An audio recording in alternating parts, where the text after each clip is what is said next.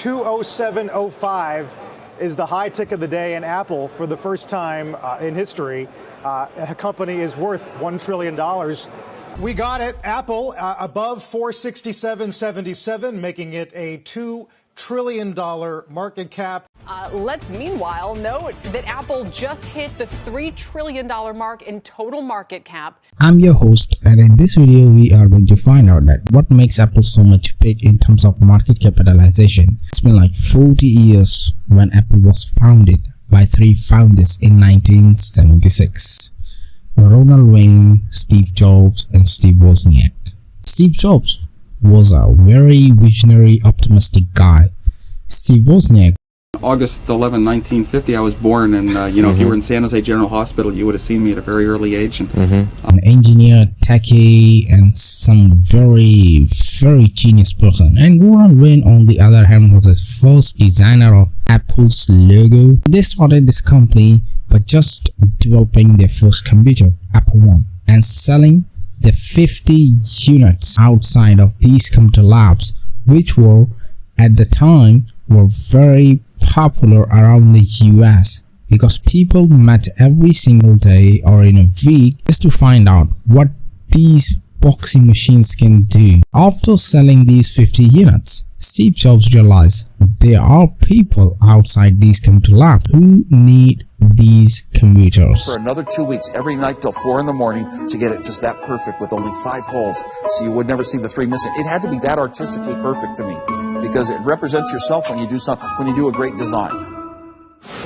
So they started working on another project, and that was Apple II. From high technology, the computer store, introducing Apple II, the easy-to-operate home computer. When Steve Wozniak was doing all the crazy stuff to find out to make the best version of Apple I, he was also considering to make it cheap, because the cost of chips at the time very high. They presented Apple II in 1979 Computer Fair, and they stole the crowd. Ladies and gentlemen, my name is Steve Jobs, so I am proud to introduce to you and the world the future of personal computing, the revolutionary Apple II. By the year 1979, Apple made more than $5 million of revenue, and then they went straight up to the hill. So Apple was making huge pile of money, huge profits, and they were very optimistic about the future. But every rise has a fall, and Apple was no different. Steve Jobs, who was not the CEO of Apple because he didn't think that he is the right person to run the company, so what he did, he brought Scully, the CEO of Pepsi, by saying this very famous quote that, "Do you want to sell sugar waters for the rest of your life, or you want to change the world with me?" Scully joined Apple as a CEO. After I left, John Scully got a very serious disease. And that disease, I've seen other people get it too. It's the disease of thinking that a really great idea is 90% of the work. And that if you just tell all these other people, here's this great idea, then of course they can go off and make it happen. And the problem with that is that there's just a tremendous amount of craftsmanship in between a great idea and a great product. And as you evolve that great idea, it changes and grows. It never comes out like it starts, because you learn a lot more as you get into the subtleties of it. And you also find there's tremendous trade-offs that you have to make. I mean, there are just certain things you can't make electrons do. There are certain things you can't make plastic do or glass do. And as you get into, or factories do, or robots do. And as you get into all these things, designing a product is keeping 5,000 things in your brain, these concepts, and fitting them all together in kind of continuing to push to fit them together in new and different ways to get what you want. And every day you discover something new that is a new problem or a new opportunity to fit these things together a little differently. A guy as a CEO who know how to run corporate organizations and make more money for the shareholder. And the guy on the other hand who brings this person was not meant to do these things for money only. Both have difference of opinion. With the help of other board of directors, Michael outstated Steve Jobs from his own company because he was not aligning with the opinions of Sculley. So Steve Jobs went out, found a new company, bought a new company, and was making a good sums of money from that company. But on the other hand, Apple was not doing great. They were just burning all of their profits, all of their cash reserves in order to do something good, in order to invent something good. They were selling at a very high cost, but the products were shit. The board of directors at the time realizes that, oh, something is not going good with Apple. So they bought Next Incorporation, which was founded by Steve Jobs, who at the time was also following his own passion for the personal computers. Board decided to give him a position of as an interim CEO. They introduced Apple iPod, which was having thousands of songs just in your pocket, and they went straight up to the hill again. But there are some things that we need to learn from this Apple's 40-year journey.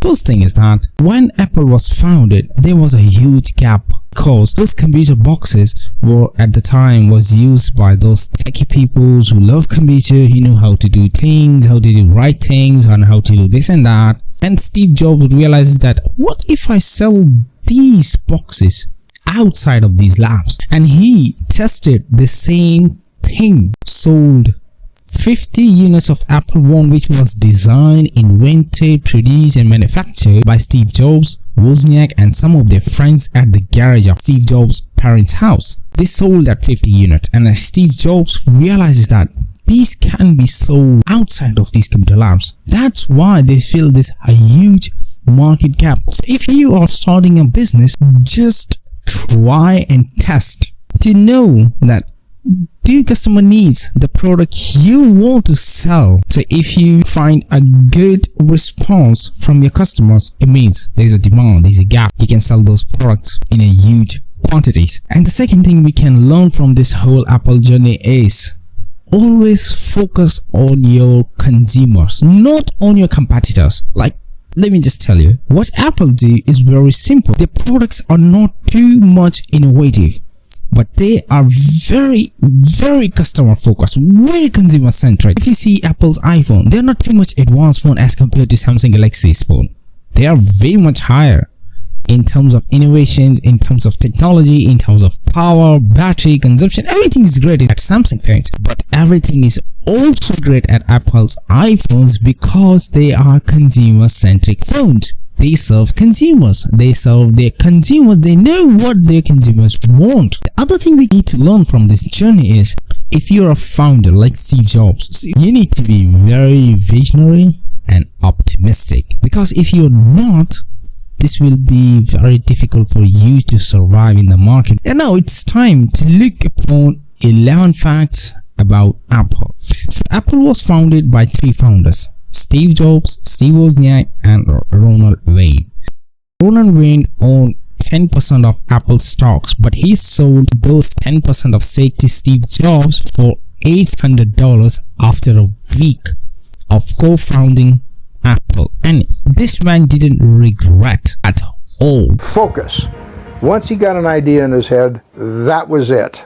And you never wanted to be between him and where he wanted to go. You'd wind up with footprints on your forehead. This is the contract that I personally typed up. He regarded me as something of a minor mentor because I was somewhat more diplomatic. He thinks that, no, I don't regret the decision I've made to sell those shares, because if he owned those shares today, he would be worth over $300 billion. Apple hit $2 trillion of market capitalization in 24 months of after getting $1 trillion of market capitalization. Apple IPOs was the most valued IPO after Ford Motors in the industry, where they managed to raise about $100 million by selling stocks to the general public. In 2023, Apple alone managed to make around $383.29 billion, which is not that much big number as compared to the revenue of a big US giant like Walmart. But if we see the net profit after taxes, that was $97 billion, and this makes Apple so much unique. When Apple launched iPhone in 2007, it was first time that everyone was looking at the final product, because during the making of iPhone, nobody knew about the project they are working at. Apple's first office was in this garage of Steve Jobs' parents' house. Apple managed to sell iPhones for $51.3 billion in just the first quarter of 2022. EU forced Apple to introduce Apple devices with Type-C connectors and ditched their famous lightning fastest ever cable. Apple has consistently losing its major market share in China to rival company Huawei, which is banned to sell the products in the US. Apple Watch 9 Ultra has been banned in US. So this was the whole video. If you like this video, please let me know in the comment. I don't need your like and subscription, because if video is great, you will do the things by your own self. Thanks.